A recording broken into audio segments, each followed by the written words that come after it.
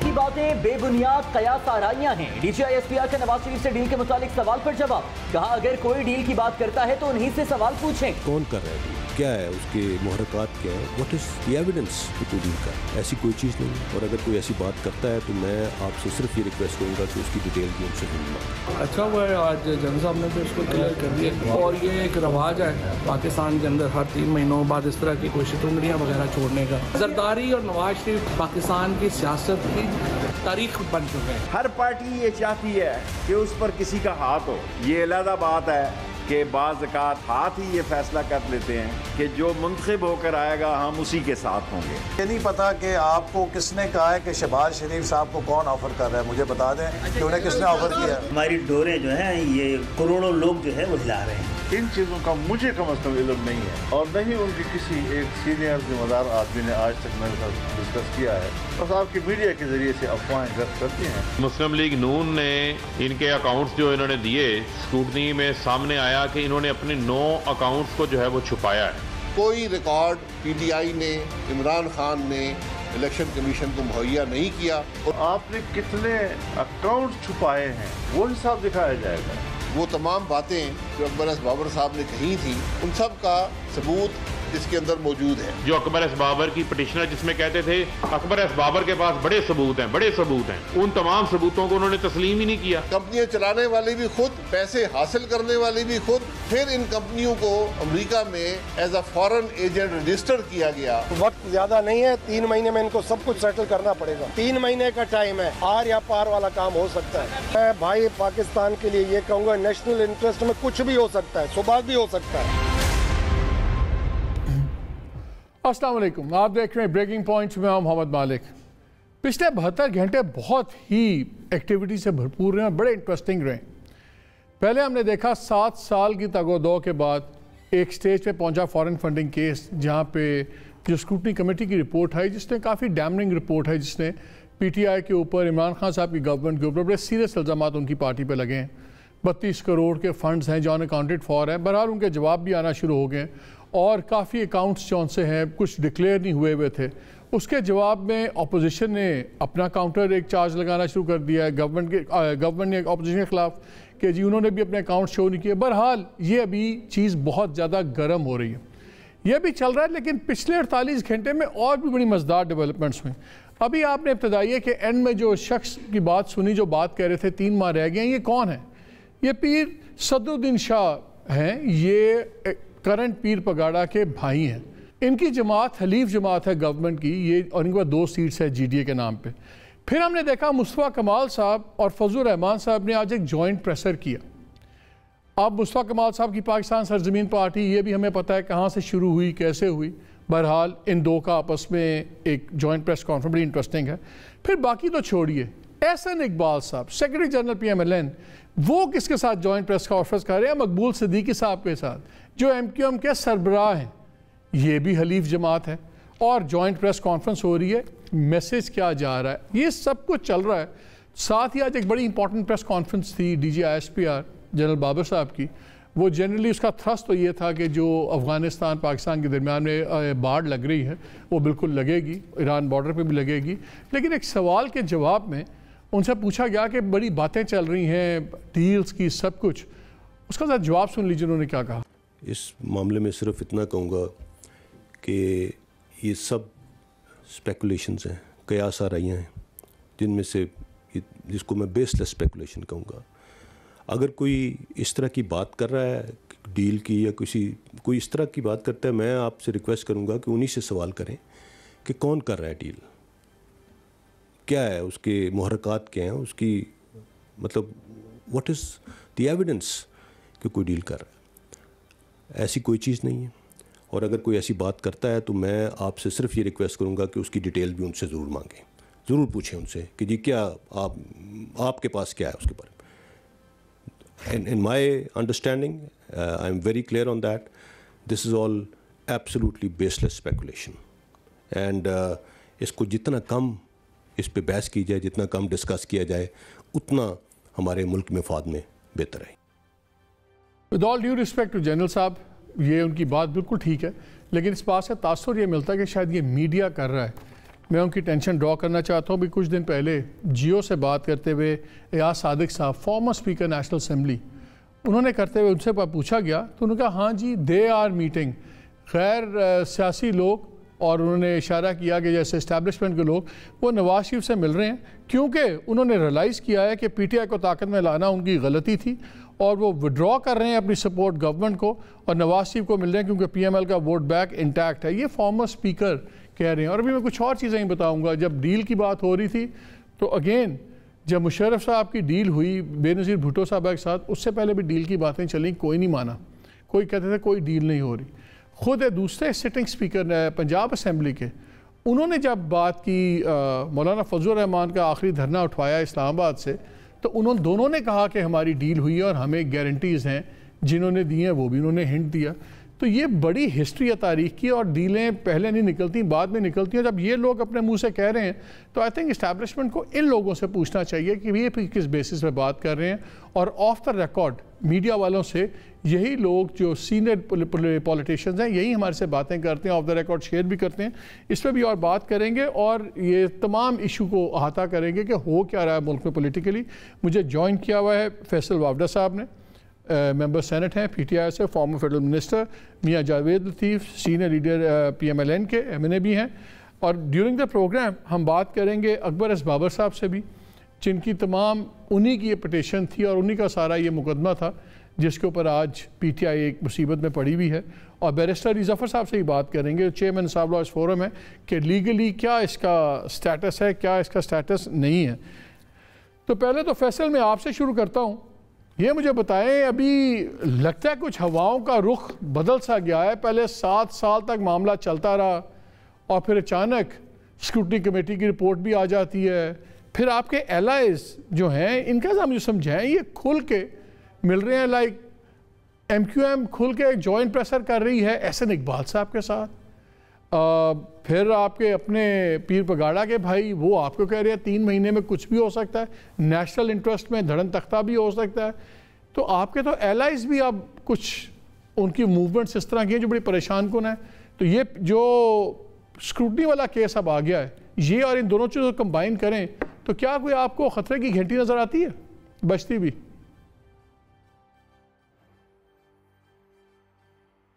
बहुत शुक्रिया मालिक साहब।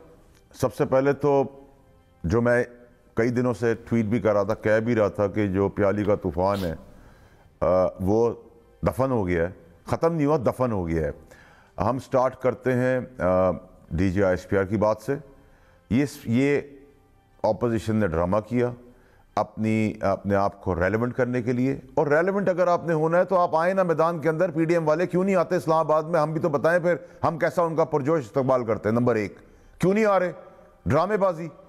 कभी आप गाली देते किसी इदारे के बंदे फर्द को, कभी 2 फर्द को गाली देते हैं, कभी 3 को देते हैं, कभी अदलिया को आप टेक ऑन करते हैं, कभी आप एफिडेविट ले आते हैं, कभी आप ऑडियो ले आते हैं। ये क्या ड्रामेबाजी है? पॉलिटिक्स करनी है, अवाम आपके साथ है, आपको लग रहा है कि बहुत तूफान और तबाही कर दी पीटीआई ने, लेके आए आवाम को सड़क पे, बताएं अपनी पावर क्या है।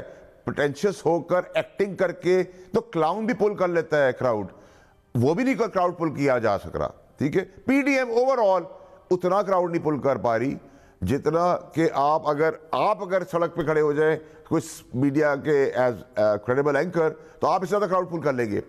नंबर 2 ये कि फिर आपने आर्मी का तासुर देना शुरू किया, थिंकिंग के 80s या 90s की सियासत हो रही है, कोई मिसअंडरस्टैंडिंग क्रिएट हो जाएगी।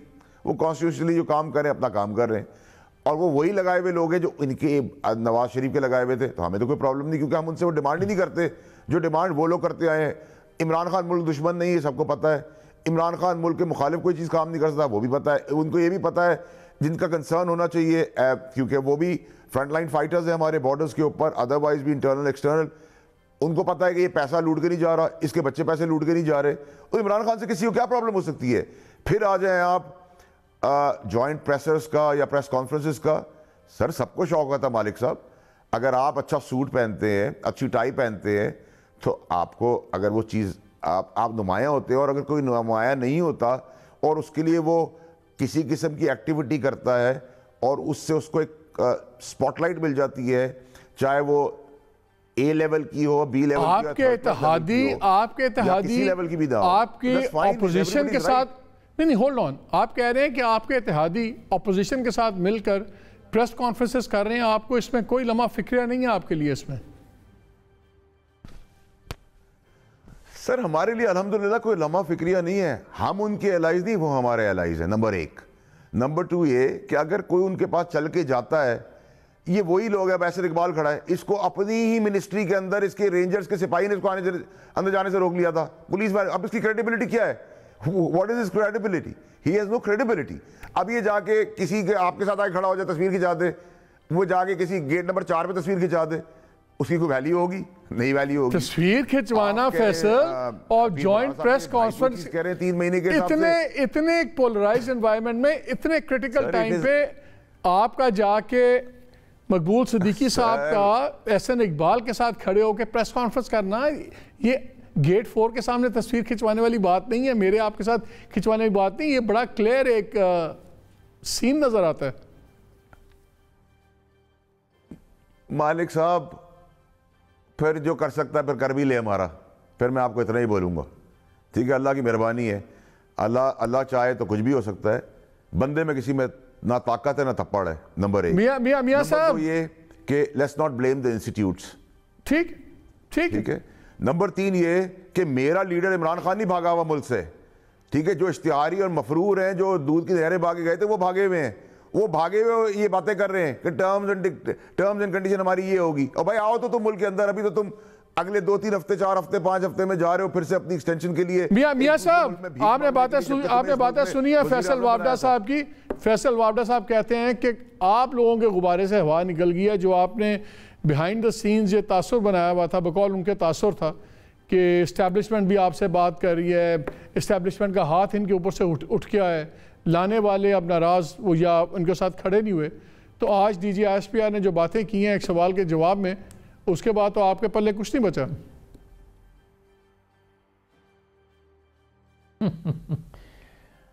शुक्रिया मालिक साहब, मगर मैं मालिक साहब आपकी खिदमत में ये अर्ज़ करूँगा कि मैं फैसल वाडा साहब की बातों से इत्फाक हमेशा करता हूँ, इसलिए कि ये बात खुल के सच्ची कर देते हैं। अब जो बात इन्होंने की, जहाँ से शुरू हुई है बात DGISPR के बयान के हवाले से, तो मैं तो कतन पहले दिन से ये कह रहा हूँ कि हमारी किसी से डील नहीं है, हम किसी तरफ देख नहीं रहे और ना देखेंगे। ये अच्छा हुआ कि आज उनकी तरफ से तरदीद आ गई, मगर जहाँ तक सवाल है कि इसको चेक किया जाए, देखा जाए, पूछा जाए, तो भाई आप वज़ीर दाखिला जो हैं शेख रशीद हुकूमत वक्त के, और जो अदारों को बदनाम कर रहे हैं या अदारों के हवाले से जो क्या सराहियाँ हो रही हैं, तो उनसे क्यों नहीं पूछा जाता कि जब वो कहते हैं कि इस्टेब्लिशमेंट जो है वो 20 साल की प्लानिंग मनसूबाबंदी करती है, तो अभी तो 4 साल हुए हैं, फिर 16 साल बकाया रह गए, फिर 16 साल मज़ीद भुगते हैं उनकी प्लानिंग को। और दूसरा मेरा सवाल ये है कि मैं ये कहता हूँ कि क्या माजी में, माजी करीब में, माजी दूर में डीलें होती नहीं रही? और अगर मुझे ये कहने की भी इजाज़त दी जाए, कौन सी डीलों की बात कर रहे हैं मियां साहब? कौन सी डीलों की बात कर रहे हैं? मैं मोहतरमा बेनज़ीर भुट्टो के हवाले से बात कर रहा हूँ, मैं बात कर रहा हूँ जो फैसल वाडा बात कर रहे हैं कि किस तरह नवाज शरीफ बाहर गए, मैं बात कर रहा हूँ कि किस तरह आज ये शोर मचा है कि नवाज शरीफ बाहर चले गए दोबारा। मैं ये कहना चाहता हूँ कि और बड़ी इज़्ज़त से, बड़े एहतराम से जो फैसल वाडा कहते हैं, मैं उसकी तईद करने लगा हूँ कि क्या इन्होंने अभी कहा कि एहसन इकबाल के पास जो पोर्टफोलियो था उसमें रेंजर उनके मुतहद थी या उस वजारत में थी, तो उनके एक सिपाही ने उनको रोक लिया, ये बात हकीकत है। तो फिर इससे मैं क्या समझूँ या पाकिस्तानी कौम क्या समझे कि हमें 5 साल जिस तरह हुकूमत करने दी गई या जिस तरह रुकावटें खड़ी की जाती थी, वो तो फैसल वाडा साहब की ज़ुबानी सुन ले या शेख रशीद की ज़ुबानी सुन ले। मगर मैं ये कहूँगा आज भी कि हम कोई डील नहीं चाहते, हम तमाम अदारों का एहतराम करते हैं, तो फिर आपके याद सादिक साहब ने, आपके याद सादिक साहब भी कह रहे हैं, आपके याद सादिक साहब ऑन रिकॉर्ड है, कह रहे हैं कि जी बातचीत चल रही है, वो लोग कांटेक्ट कर रहे हैं और हमारी बातें हो रही हैं लंदन में मियाँ साहब से। तो मैं तो नहीं कह रहा, कोई और नहीं कह रहा, आपके अपने लोग ही कह रहे हैं। आप कह रहे हैं नहीं बातचीत हो रही, याद सादिक कहते हैं बातचीत हो रही है।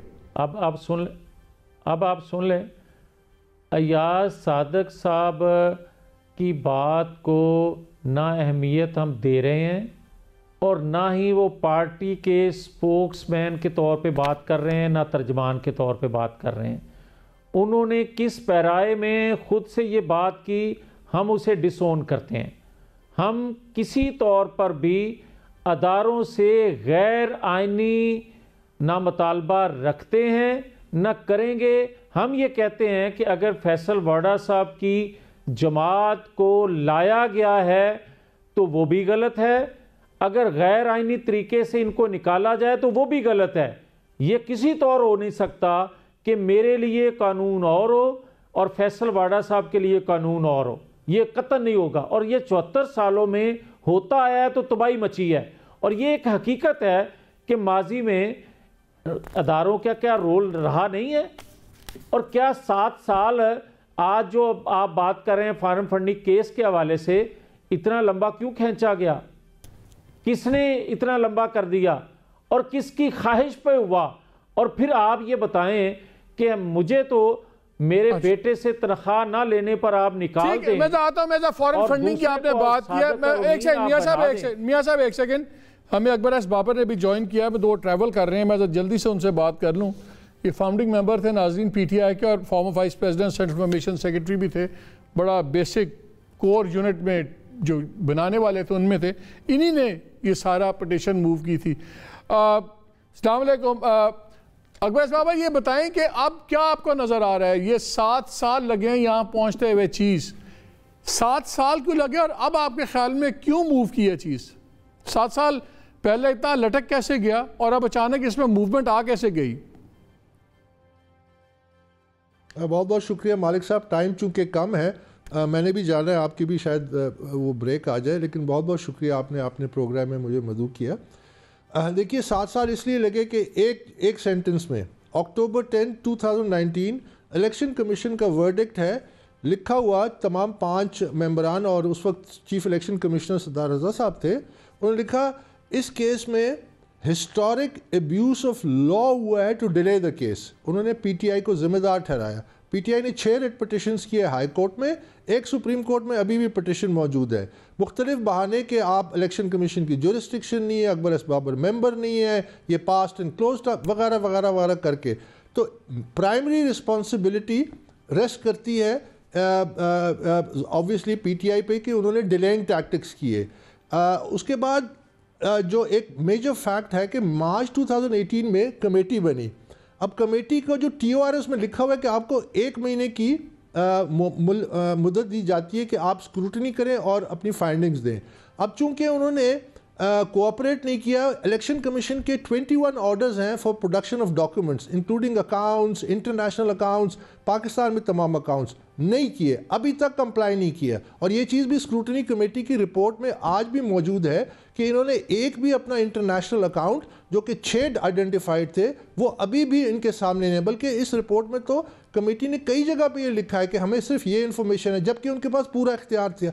तो ये केस जो फिर पार्क कर दिया गया कमेटी के पास।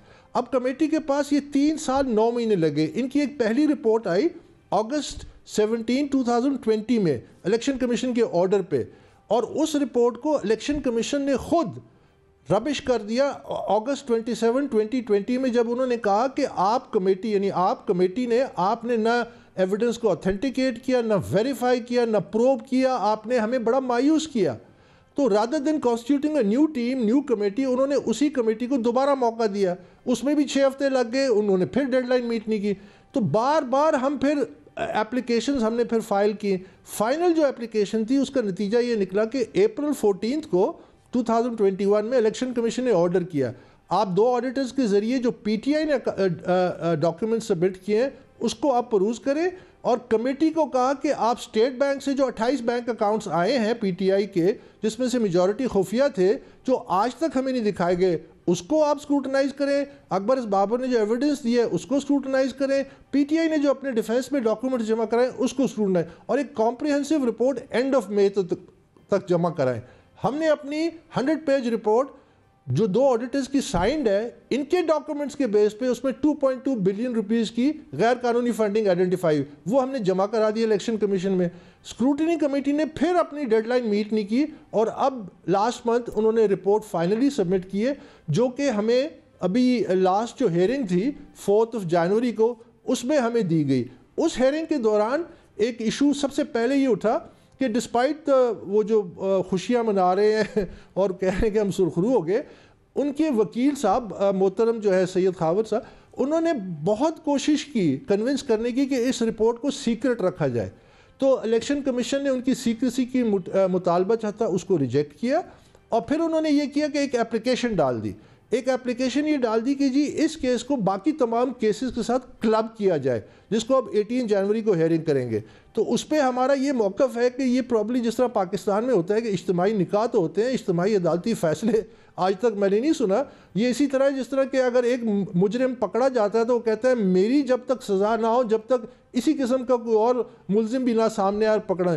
सो इस तरह ये डिले हो के ये फिर अब आज तक पहुंचा है। अब ये जो स्क्रूटनी कमेटी की रिपोर्ट है और जो हमारी ऑडिट की रिपोर्ट है, मैं सिर्फ इसमें आपके सामने मजीद, क्योंकि इसमें फॉरेनर्स आइडेंटिफाइड है जिन्होंने फंडिंग की, फॉरेन कंपनीज आइडेंटिफाइड है, इसमें अकाउंट्स आइडेंटिफाइड हैं जो कंसील किए गए, इसमें फॉरेन कंपनीज जो रजिस्टर हुई थी पीटीआई की जिनके अकाउंट्स नहीं शेयर किए गए वो आइडेंटिफाइड है, जो हम कर चुके थे। एक पेज पे आप सिर्फ चले जाएं, page 88 of the scrutiny committee report, उसमें लिखा हुआ है कि एक वूटन क्रिकेट लिमिटेड दुबई एक कंपनी है दुबई बेस्ड, जिसने $2.1 मिलियन की फंडिंग की है। ये सिर्फ एक page 88 is enough to settle this case, क्योंकि $2.1 मिलियन की इनके अकाउंट्स में उसकी उन्होंने तफसीलात दी हैं। इसमें एक बाहर की कंपनी जो बाहर रजिस्टर्ड है उसने इसकी फंडिंग की है, $2.1 मिलियन यहाँ पे आए हैं, और इस पर मज़ीद अभी जो इंकशाफात आने बाकी हैं, जो अभी ये वॉल स्ट्रीट जर्नल के फॉर्मर जर्नलिस्ट हैं, उन्होंने अभी ये ट्वीट किया है कि क्योंकि उन्होंने अबराज के स्कैंडल पे बहुत काम किया, किताब भी लिखी है, उन्होंने ये क्लेम किया है कि जी ये जो क्रिकेट कंपनी है दुबई रजिस्टर्ड, इसके पीछे आरिफ नकवी है। अब ये अभी चंद घंटे पहले उनका एक ट्वीट सामने आया, तो ये एक, अब ये कहते हैं कि जी फॉरेन फंडिंग किधर है, तो ये सिर्फ पेज 88 पे एक फॉरेन कंपनी $2.1 मिलियन की फंडिंग की। अब दूसरी बात सुनिए, इनके जो हैं जो दावा कर रहे हैं कि 31 करोड़ का शायद कोई बैलेंस है, ये इशू 31 करोड़ का है ही नहीं। 60 करोड़ का अगर फर्ज किया difference in receipts and expenditures, that is not the issue, that is not the case. The case is prohibited funding, foreign funding, कि 10 अरब या 20 अरब जितने आए हैं, इसमें से कितना पैसा गैर कानूनी जराए से आए, गैर कानूनी सोर्सेज से आए, जो कि अंडर द लॉ परमिसिबल नहीं है। तो वो जो 31 ये इससे डाइवर्शन, जब आपकी कंपनीज आइडेंटिफाइड है जहाँ फॉरेन फंडिंग हुई है, आपने 2 कंपनियां रजिस्टर की, याद रखिए कि ये जो 2 कंपनियां अमेरिका में रजिस्टर हुई हैं, ये इमरान खान के सिग्नेचर्स है, he is the chairman of the board. और ये कंपनियां एक टेक्सास में, एक कैलिफोर्निया में, पहले कंपनी रजिस्टर हुई है, बोर्ड ऑफ डायरेक्टर्स अपॉइंट हुए हैं, उसका रोल एंड रिस्पॉन्सिबिलिटीज आइडेंटिफाई हुई है, उसके बाद ये इन्होंने रजिस्टर की उसको एजेंट को, it's not an individual agent in FARA, it is a registered company जिसके चेयरमैन इमरान खान है। और फिर ये जो अकाउंट्स हैं, अब जब 53 अकाउंट्स, इसमें आप मैं पेज बता दें, आप देख लें कि इन्होंने कहा 53 अकाउंट्स कंसील किए गए। तो स्क्रूटनी कमेटी ने, हमारी ऑडिट रिपोर्ट में ये है कि 16, क्योंकि हमें लिमिटेड डॉक्यूमेंट्स की इंफॉर्मेशन दी गई थी, उसमें 16 हर साल कंसील किए गए, ऑल डॉक्यूमेंटेड, सर्टिफाइड, एवरीथिंग। तो ये जो कंसीलमेंट है of accounts, it's a serious offence. और ये अकाउंट्स कौन है, इसके अकाउंट्स को कौन, ये Imran Khan is the principal signatory to those accounts. मुझे एक क्वेश्चन है, मुझे अकबर एक क्वेश्चन है आपसे, फिर मैंने ब्रेक पे जाना है। एक जनरल इंप्रेशन ये है कि इमरान खान साहब कभी भी डिटेल्स वाले आदमी नहीं है, वो ब्रॉडर पिक्चर देखते हैं, और अभी तक हमने कोई पर्सनल उनके ऊपर फाइनेंशियल किसी किस्म की इरेगुलरिटी का नहीं देखा। तो एक तासुर ये है कि ये सिस्टमेटिक फ्लॉज होंगे, स्ट्रक्चरल फ्लॉज होंगे, लेकिन ये कोई जिसको कहते हैं बदनीति से करप्शन ऐसा शायद ना हो, क्योंकि is not a man of details, तो शायद ये स्ट्रक्चरिंग गलत हुई हुई है इन फंड्स वगैरह की। क्या ये तासुर दुरुस्त है? ये तासुर मेरा भी था अगस्त सितंबर 2011 तक, लेकिन ये तासुर उस वक्त ज़ायल हो गया। और ये मैं आपके लिए इंफॉर्मेशन के लिए और आपके थ्रू आपकी जो व्यूअरशिप है उनके लिए बता रहा हूँ। सितंबर 11, 2011 Akbar S Babar in writing writes to Imran Khan which is part of the High Court record, which is part of the Election Commission record, जिसमें मैंने कहा आपकी पार्टी में मनी लॉन्ड्रिंग हो रही है, आपके पार्टी के एम्प्लॉयज़ के प्राइवेट अकाउंट्स में पैसा आ रहा है, आपने कंपनियां रजिस्टर की हैं अमेरिका में जो इलीगल है, इलीगल फंडिंग है, आप इसका एक फोरेंसिक ऑडिट करवाइए। और फिर मेरा क्या कमेंट है, मैंने कहा इमरान अगर आपने ये नहीं किया this party will be in serious legal Jeopardy, quote unquote.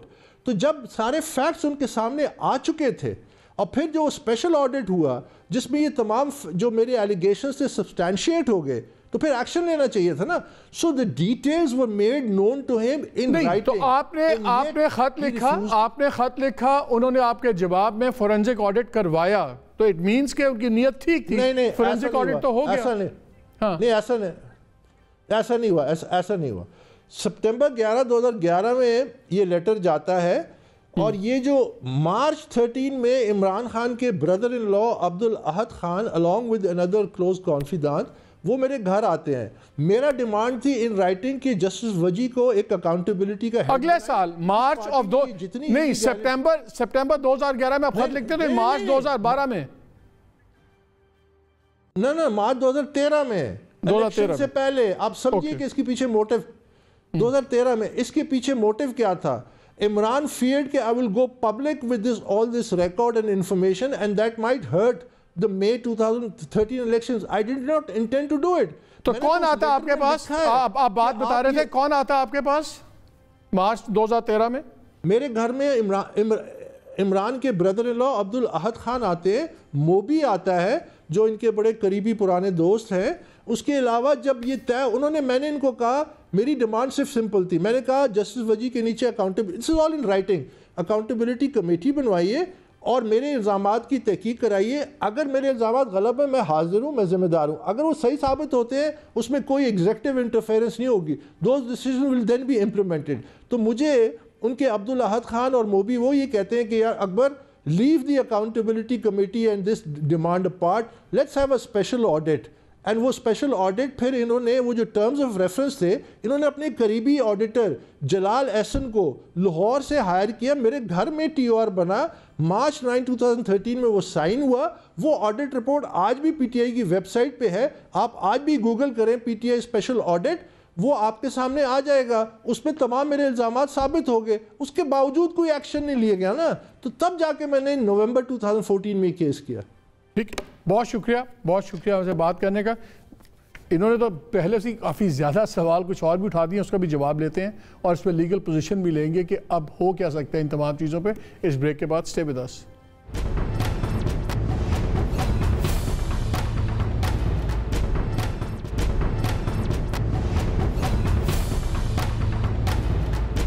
Ji welcome back to the show. Break से पहले आपने अकबर एस बाबर साहब की बड़ी लंबी बातें सुनी।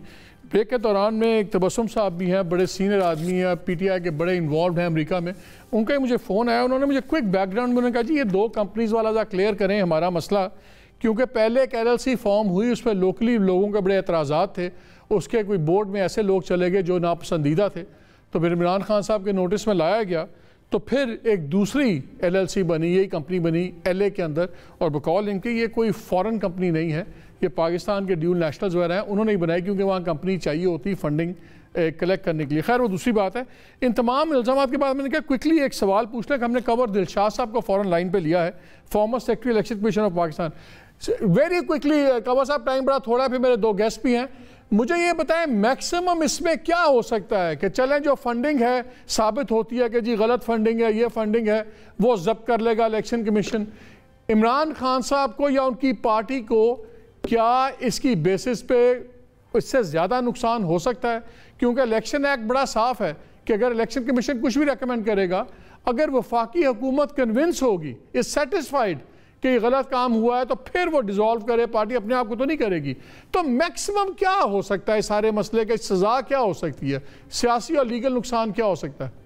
नहीं, जो आप चले गए सेक्शन 214 के तहत, ये 214 के तहत सेक्शन नहीं होना, और ना ही इलेक्शन कमीशन ऑफ पाकिस्तान ने किसी पार्टी को खिलाफ कानून करार देने के लिए रेफर भेजना है, ये उनके इख्तियारात में शामिल नहीं है। लेकिन सबसे बड़ी अहम बात ये होगी कि इलेक्शन कमीशन पाकिस्तान सेक्शन 215 के तहत उस पार्टी का सिंबल वापस ले सकता है।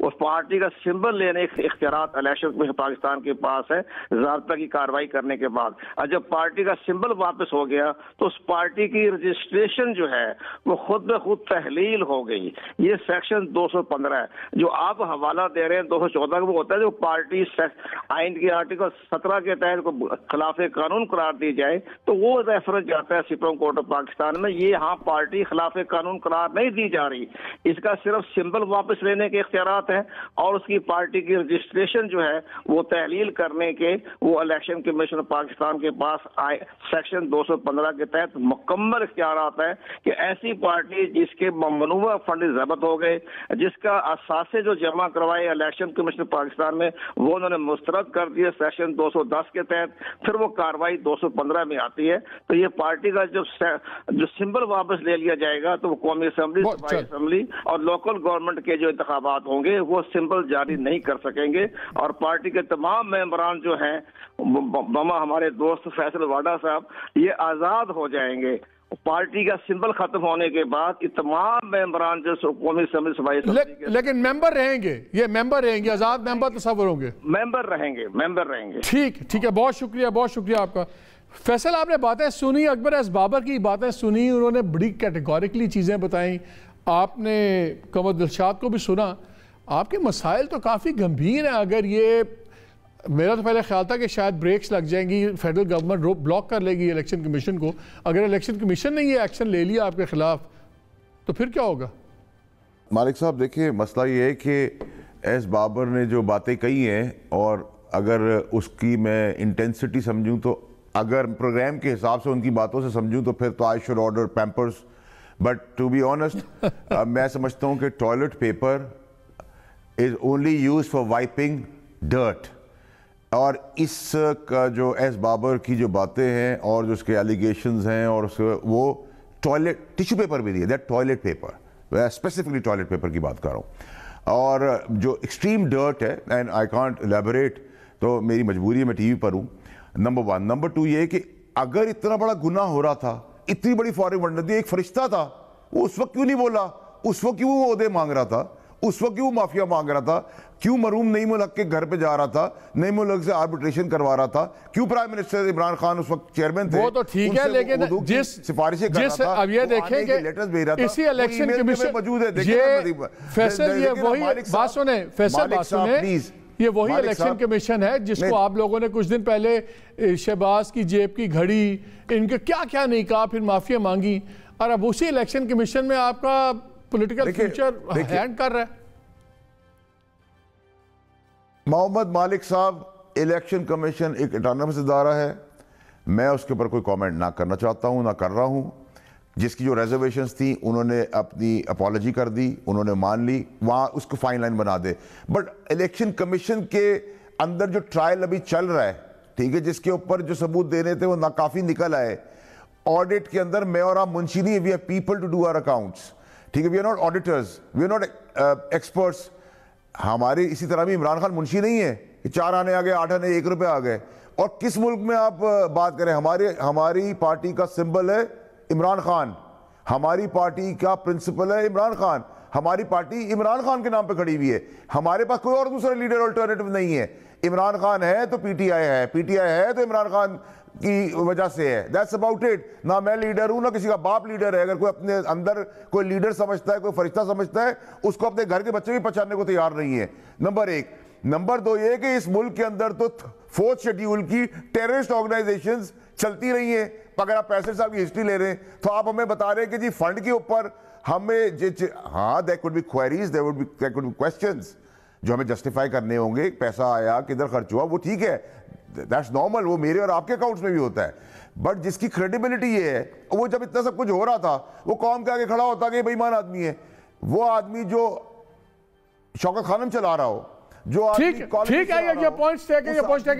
मियां जावेद साहब ये बताएं, अगर मियां साहब ये बताएं, अगर इतना एक्सट्रीम एक्शन होता है लेट्स से पीटीआई के ऊपर, तो फिर आप लोगों पे भी हो सकता है, आप लोगों पे भी सिमिलर चार्जेस हैं, आपके भी बड़े इश्यूज हैं कि जी अकाउंट्स पूरे नहीं जमा हुए और कंसील्ड अकाउंट्स आप लोगों के भी सामने आ रहे हैं, तो कहीं सारों के तो झटका नहीं होने की पॉसिबिलिटी? मालिक साहब अगर मुझे इजाजत दे दें जावेद लतीफ साहब की इजाजत से, मैं एक चीज कंप्लीट कर लूं। जी क्विकली, अगर मालिक साहब मुझे इजाजत दे दें जावेद लतीफ साहब की इजाजत से, 1 मिनट।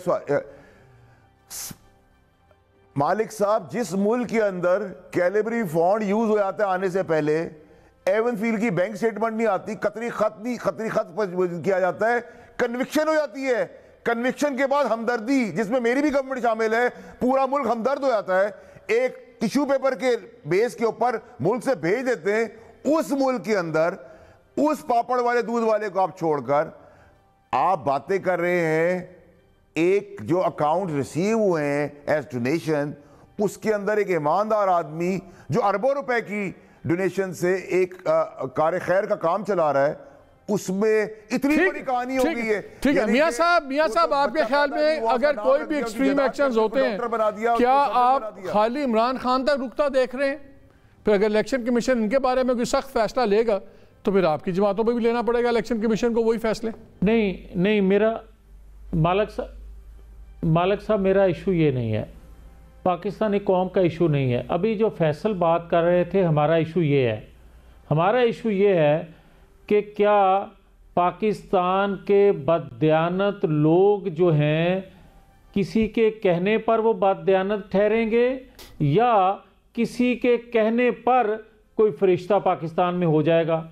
हमारा केस ये है कि क्या पाकिस्तान के अंदर टेक्निकल बुनियादों पर किसी को ताहियात नाहल करेंगे या अदादो शुमार जाहिर ना करने पर किसी की हुकूमत गिराने के कुछ दर पे होगा।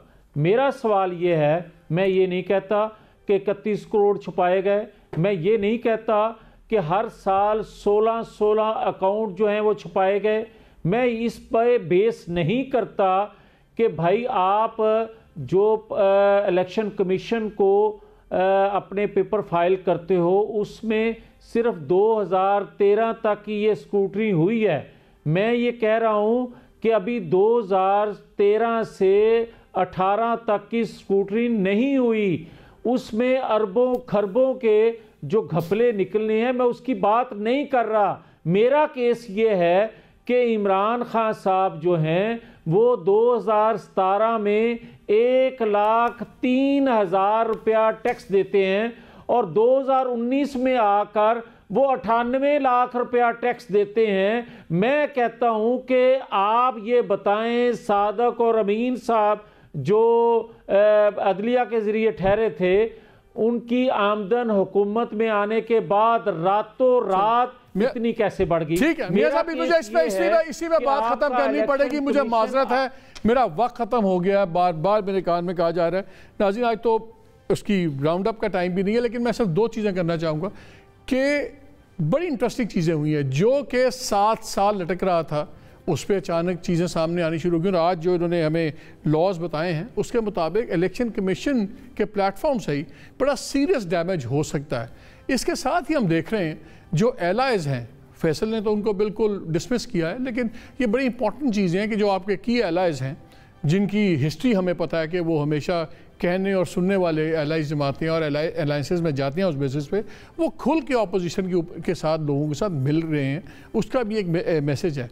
हवाओं का रुख तो डेफिनेटली एक नॉर्मल नहीं है, और अगर नॉर्मल हालात में शायद ये इलेक्शन कमीशन की चीज़ें आई होती, शायद उनका तासुर और होता, लेकिन इस पर बात होनी, फिर डील्स के ऊपर जो बात कोई हैं कुछ नहीं है, डील्स की तारीख पर भी ज़रा कल भी हम बात करेंगे कि ये चीज़ें इतनी सिंपल नहीं, और तारीख गवाह है कि डील्स जब हो रही हों या जब बैकरूम नेगोशिएशंस हो रही हों उस तक किसी को कुछ पता नहीं चलता। किसी को नहीं पता था बेनज़ीर बात कर रही हैं एनवॉयज़ इनके परवेज़ मुशर्रफ के, किसी को डील नहीं पता था कि मौलाना फजल रहमान ताज़ा तरीन जब उठ के गए अपने मुंह से कह रहे हैं और सिटिंग स्पीकर पंजाब असम्बली कह रहे हैं कि हाँ जी कुछ चीज़ें तय हुई थी और डील थी, अंडर राइटर्स थे, वो सारी बातें।